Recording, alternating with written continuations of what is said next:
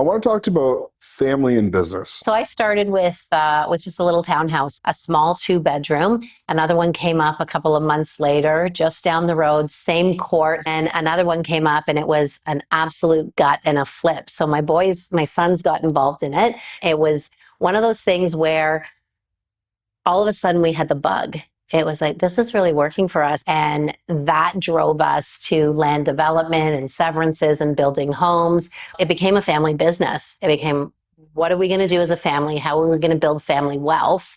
And they started working for me. And then my daughter started working for me. And it just became, and my sister started working for me and my brother-in-law. And next thing you know, we had this large family business. I know you fairly well, Judi, and I know no matter how much money you can make on a deal, it would never want to be at the expense of one of those relationships. So tell me, how do you manage that? How do you set boundaries? Talk to me about that. Yeah, so the biggest thing is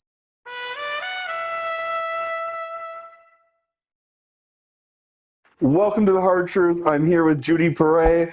We are going to dive into some amazing topics today. We're going to talk about doing business with family, building a team, building a real estate business, some hard truths about what you need to know and doing all that. We're also going to touch a little bit about investing abroad. So looking forward to having this conversation. So Judi, tell me about how you got into real estate, what type of investing you do, what's your background, tell us about yourself. Okay, so I started with just a little townhouse. My first property was an income property. I already owned a home with my husband, and I wanted to get into real estate. So I started with an income property, a small 2-bedroom. Another one came up a couple of months later, just down the road, same court. So I thought, oh, this is good. It's in the same community. So I bought another one. And then another one came up and it was an absolute gut and a flip. So my sons got involved in it. And we did this renovation, this flip, and it was one of those things where all of a sudden we had the bug. It was like, this is really working for us. I wasn't cash flowing. I was cash flowing a buck. Like I was breaking even on all of my properties, but the value of the properties was going up. So I thought, well, this is kind of cool. I've got income growth here and I've got like equity growth. And so we started with just this one little townhouse complex and we just kept buying properties in there until I started coaching. And when I started coaching, I learned that there were so many other things I could do. And that drove us to land development and severances and building homes. We've got all the skills. My son's been in construction for years and years. The other one's a realtor. So it became a family business. It became, what are we going to do as a family? How are we going to build family wealth? And they started working for me. And then my daughter started working for me. And it just became, and my sister started working for me and my brother-in-law. And next thing you know, we had this large family business that, if we didn't slow down, the wheels were going to fall off the cart. So we paused a little bit and decided, what are we going to do? We had all of these projects and things coming down the pipeline. And it just grew so much in the last 2 years. And so I've been going and getting coaching and mentorship and all of this so that I can continue to grow my business, because it grew about 20 times in about 2 years ago. It grew about 20 times. And so now we're in a state of, let's stabilize everything so that we can grow again. So, when you have growth, rapid growth, you sometimes have to step back and slow down a little bit. And so that's where we are right now. We're in our pause mode and we're reconfiguring or restructuring our portfolio. So, and there's a bunch of things I want to dive in there. Let me go back a little bit. I want to talk to you about family and business, because I can relate to that. I started my business with my mom and my sister. I did a deal with my brother. I did a deal with my dad. I did business with aunts and uncles. And so I really do that. Tell me the pros, tell me the cons, tell me how you manage the relationships, because I know you fairly well, Judi, and I know no matter how much money you can make on a deal, it would never want to be at the expense of one of those relationships. That's right. So tell me, how do you manage that? How do you set boundaries? Talk to me about that. Yeah, so the biggest thing is when you talk about real estate. So that's one thing, is we have to set some kind of ground rules with the family. Like, you're out for dinner, the in-law kids don't want to know. They don't want to be sitting there talking about real estate all the time, right? So that's one of the things that we try to do is, like, let's not talk about this 24/7. Let's respect the other people in the family because they don't necessarily want to hear about it. But we set aside time where we do talk about it. And having the family and the business it was really important to me in the beginning. It's also important to me now, but in the beginning, it was really important because they were invested. Like, this is their portfolio, this is their future. And I really felt that without their skills, I couldn't grow. My son Taylor has an amazing background in construction management. And when we did our first land severance and 3 houses that we built together, one of the things he said to me is, "You don't know enough." And I was like, "What? What do you mean I don't know enough? I don't need to know enough. You know everything." But he wanted me to learn more so that when he says something, he doesn't get pushback from me. So he said, "You need to go out and take the Ontario Building Code courses, and you need to learn these things. So I don't need you to implement it. I just need you to know it." And that was a bit of a sort of an aha moment for me, because I'm trying to run a business in a field that somebody else had all the knowledge and I just didn't know enough. So he asked me to go get education. We brought the kids in. Some of them did some more education and whatnot. And they've all been through, a Keyspire workshop. They've all done the training. They've all done that. And I think that was the biggest thing, is we all have our unique abilities. And we only need to know a little bit about what the other person's doing. So having those candid conversations, like, you don't want your kid to tell you that you don't know enough, right? It was pretty candid, pretty raw. And I was like, oh, maybe he's right. And so I went and I educated myself, and it improved the relationship, but it also improved the business, right? So I love that. And we hear people talking about scaling and growing and just hire the right people, but and different people will have different opinions on this. But when I started in real estate investing, I was told, hire a property manager right away. Well, I wanted to do the management, so I understood exactly. how I could manage a property manager. Now, I wanted out of it as quickly as possible, but I felt, in terms of my growth and development, that I needed to have a baseline knowledge in order to effectively manage it. And I think it's also great that you were able to, eat a piece of humble pie when somebody maybe lower on the rung comes to you and says, you need to do better. And instead of being, I'm the big boss, it's, no, thank you, I need to do better. Exactly. I love that. So Exactly. one of the things I want to talk to you about is, I love what you've built. Is I talk about people with less than 5 properties and they have 4 duplexes. You're a lady with 4 duplexes.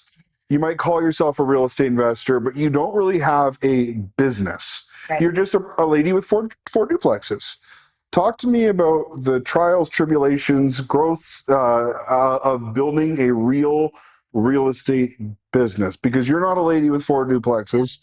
You have a real estate business. Yeah. So, I think that part of that is that humble pie. Is I sat down and I had a meeting with my lawyer and with our accountants. And, I had 7 projects that I was working on, large development projects. 2 of them were for resale and 5 of them were income properties, like income producing properties in the future that I was going to keep. I was going to build them and keep them for myself, keep them for my family.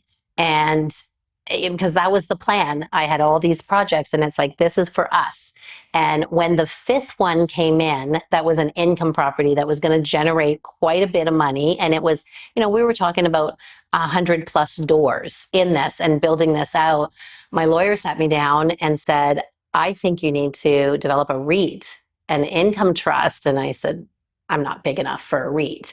And when we did the math and we looked at it and we had accountants come in, they came in and we spent a half day. It cost me about $14,000 in coaching, let's call it, with professionals, with Miller Thompson, with Grant Thornton, with Kyle Hampson at Mackenzie Lake.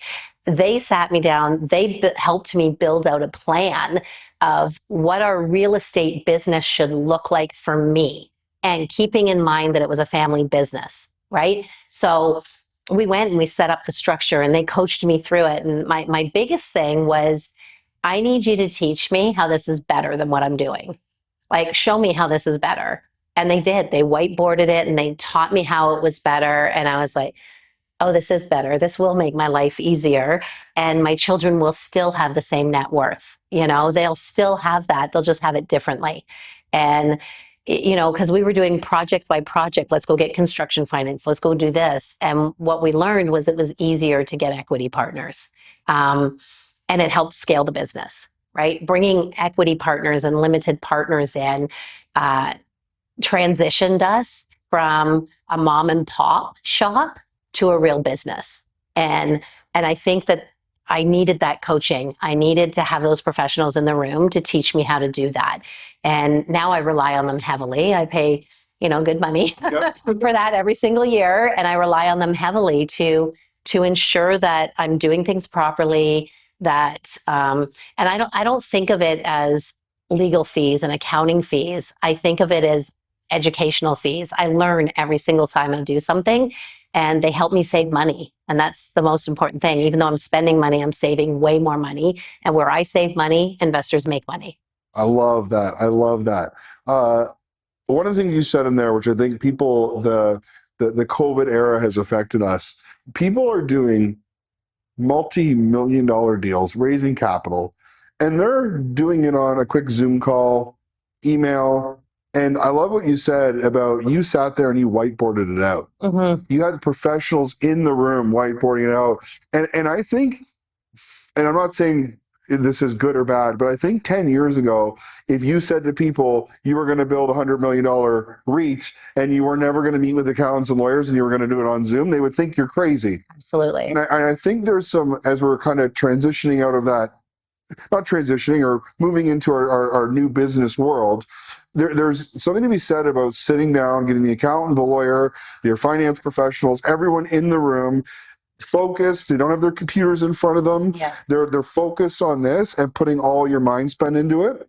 I also think that we're seeing a lot more delays, and a lot of those delays are from just communication between all these people versus, hey, book a time. They'll even look at today. A couple of weeks ago, if we said it's hard for us to get time together, Yep. but if we put this in the calendar and here we are today. It's going to happen. It's going to happen. So I just wanted to kind of sidebar on that. You've said a few times education, coaching.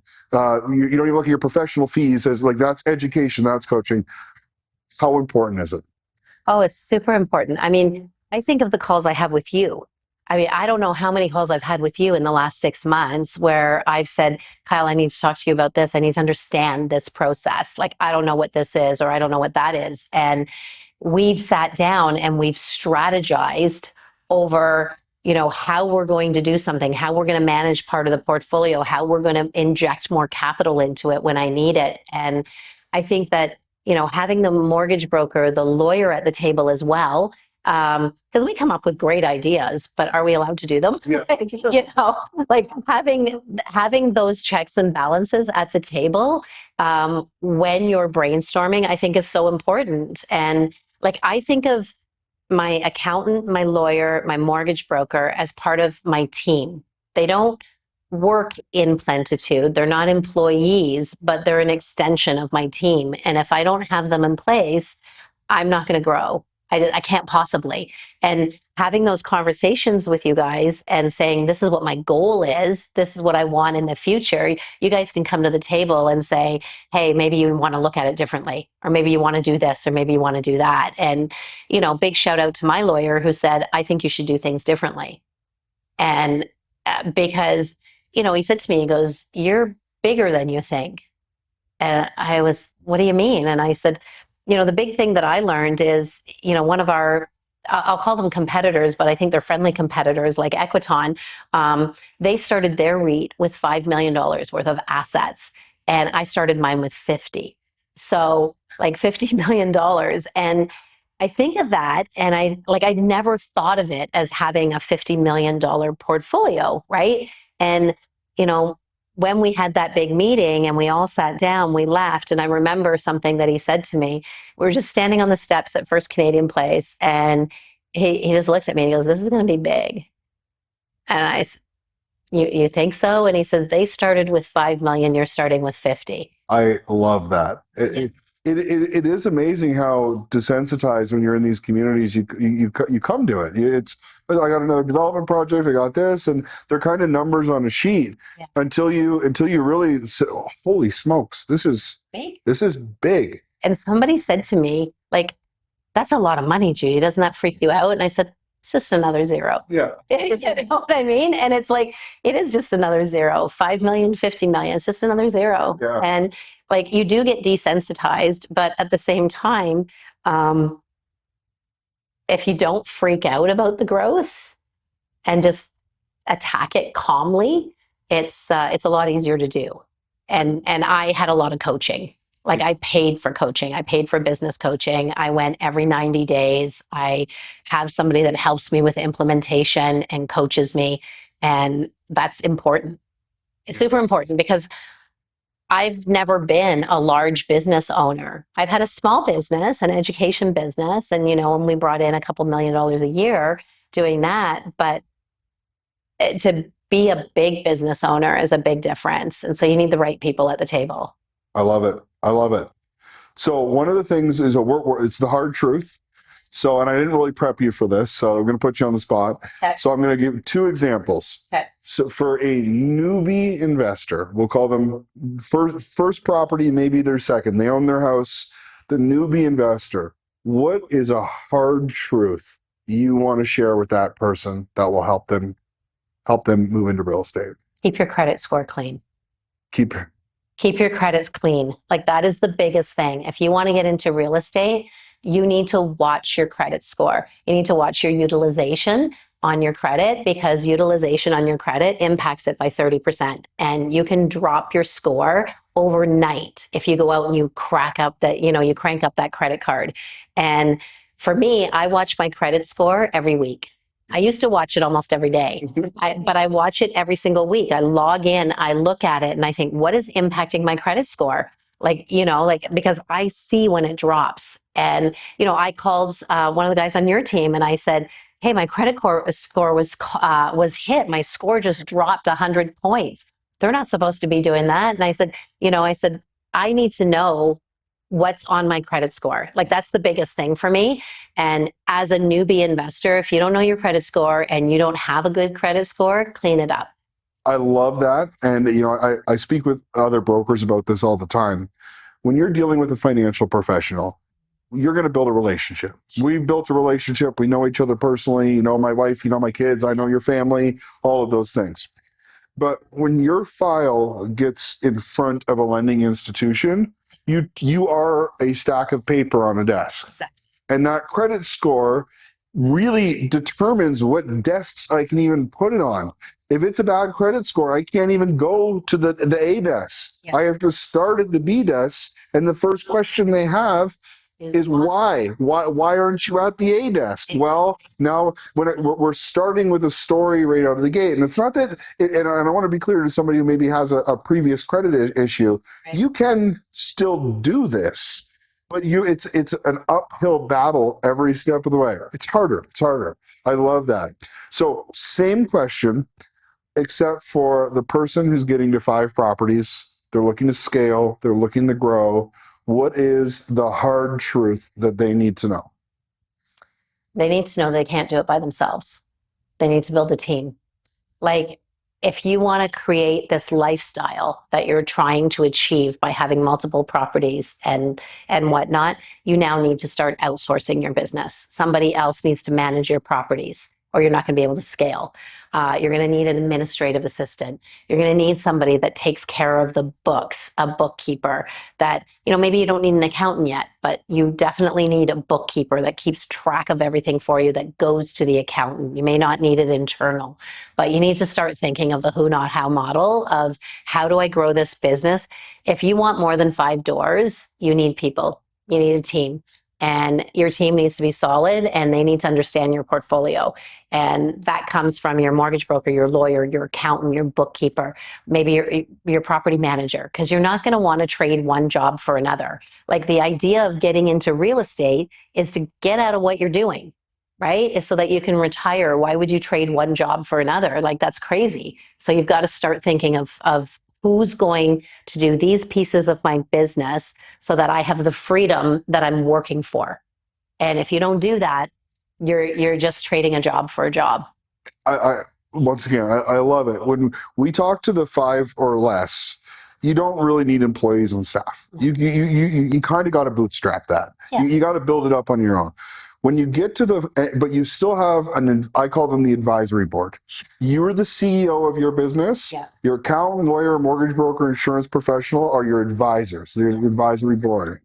When you go to the 5+ and you start scaling deep into that, that's where you may upgrade some of the advisors on your board. Sure. That's a possibility. But you need to now create internal structure below you to support your growth. People, processes, and tools. Like, you need people, process, and tools. If you don't have a process in place, you're going to fail. If you don't have a tool to support it, you're going to fail. And you may do it and be the only person and not have people, but you're going to outstretch yourself. Yeah. So, like, for me, it's a 3-legged stool. If you are missing one of those things when you're growing your business, your stool's going to fall over. I love it. I love it. So I'm actually, I haven't asked this question yet, but I'm going to go one farther. So, I'm kind of talking less than 5+. What is the hard truth about land development?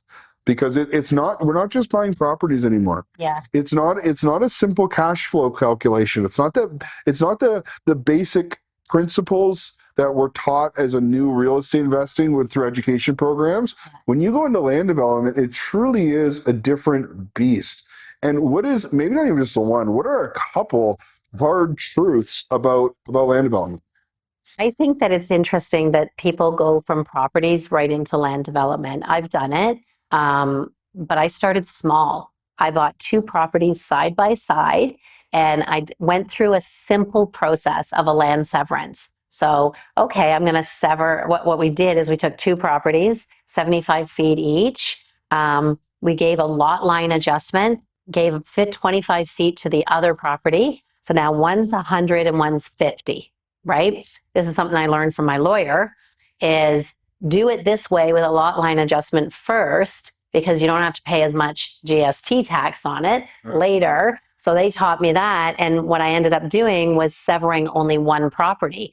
And so I think that people that want to get into land development should start small. They should start with a land severance. If you go and you buy a parcel of land and you go through the land severance process, and now you go build maybe 2 houses or you sell it. Like, if I had sold those 3 lots back in 2019 or 2020,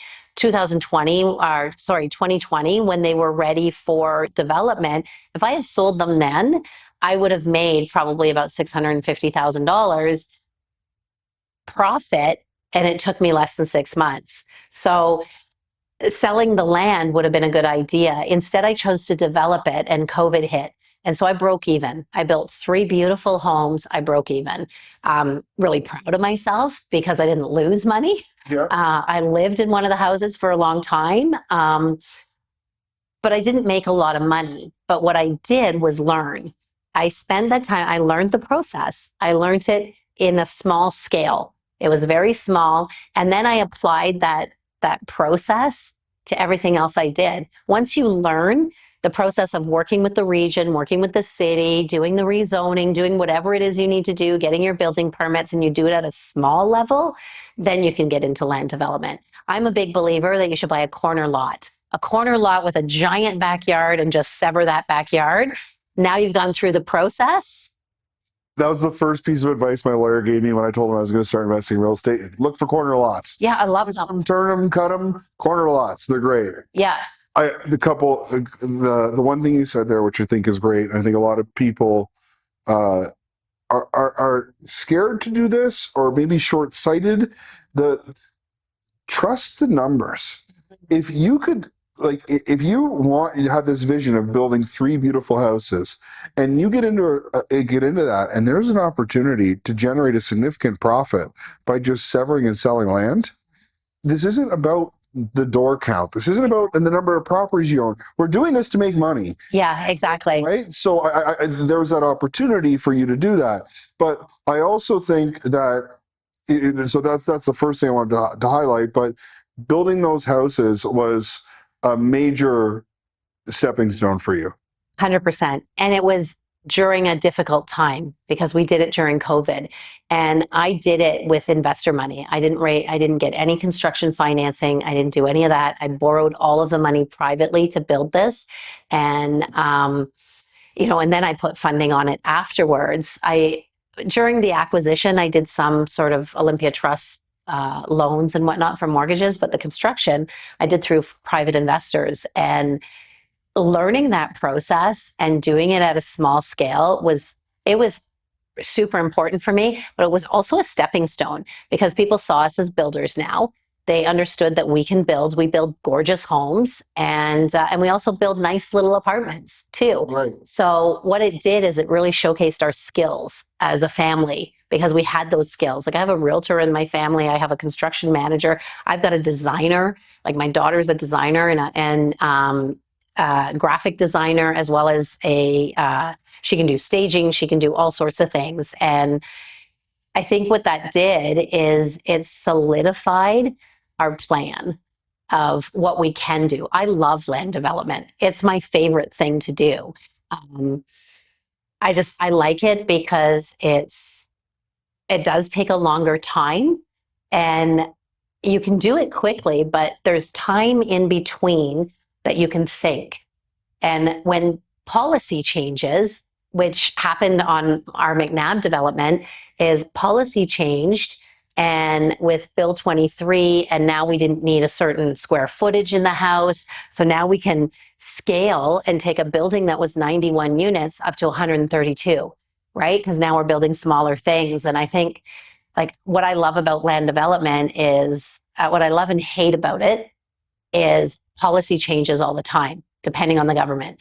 And so if you can just stay on top of that and take advantage when you can, it's like we just had a new policy that if, I think it's Bill 183, if the property is in a corridor of traffic, like high traffic or transportation, like our property is right at the GO station, you don't need parking.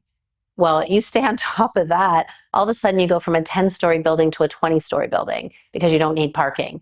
And you save millions and millions of dollars because you're not digging down doing underground parking. I don't think the general population, and when I got into development and I started learning about it, I was shocked at the cost of parking underground. The cost is unbelievable, and the impact of no parking is huge. So, like you said, stay on top of these developments. And some of our listeners might say, well, no parking. Like we have to understand the future of living for a lot of folks is different. Yeah. It's more that communal housing style. They're going to use transit systems. There was a car share there. If they need a car, they're just gonna rent one for when they need it for a few hours. For a few hours. Yeah. They're going to use transit. They're going to use food delivery services. The future is changing, and though you might look at it today and say, I would never do that, there's lots of people who are excited for that. They don't want a car. They don't want maintenance. They don't want insurance. They can use their app and pick up the car downstairs for the 3 hours they need in a week. So it's a different mindset. So I want to be cognizant of our time here, and we talked about it a little bit before. Can you talk? I think people might be interested. What are you doing abroad right now? What are you doing? Oh, so in Italy, I have a development there. So I bought 4 properties that are under development, two duplexes, top and bottom. Okay.